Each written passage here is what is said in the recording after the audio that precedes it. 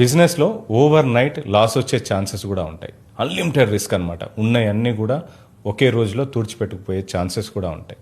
దాంట్లో మళ్ళీ కోలుకోవడానికి కొన్ని ఇయర్స్ పట్టొచ్చు బిజినెస్లో. అదే జాబ్లో అయితే మీరు ఈరోజు జాబ్ పోతే కొన్ని రోజులు బాధపడి మళ్ళీ నెక్స్ట్ జాబ్ కూడా చేసుకోవచ్చు.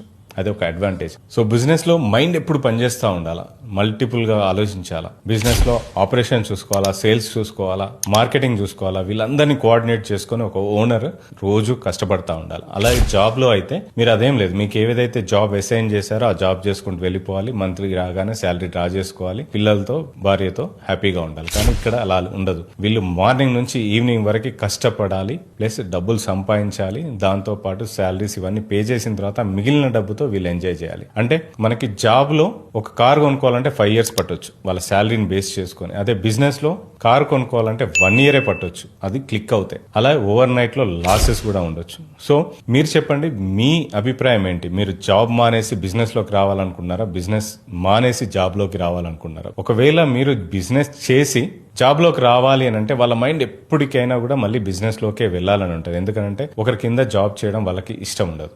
అలా ఎవరన్నా ఉంటే కామెంట్ బాక్స్ లో కామెంట్ చేసేయండి. సో జాబ్ బెటరా, బిజినెస్ బెటరా? సో ఒకవేళ మీరు బిజినెస్ చేసి జాబ్ లోకి వస్తే అది ఎందువల్ల వచ్చిందో కామెంట్ బాక్స్ లో కామెంట్ చేయండి, చాలా మంది నేర్చుకుంటారు. అలాగే జాబ్ చేసి బిజినెస్ లోకి వస్తే మీ అభిప్రాయాన్ని, మీ సక్సెస్ స్టోరీని లేదా మీ లాస్ట్ స్టోరీని కింద షేర్ చేసుకోండి. మీరు చేసిన మిస్టేక్స్ ఏంటో కింద కామెంట్ బాక్స్ లో షేర్ చేసుకోండి, చాలా మంది తెలుసుకునే అవకాశం ఉంది. Thank you so much for watching KP business Guru.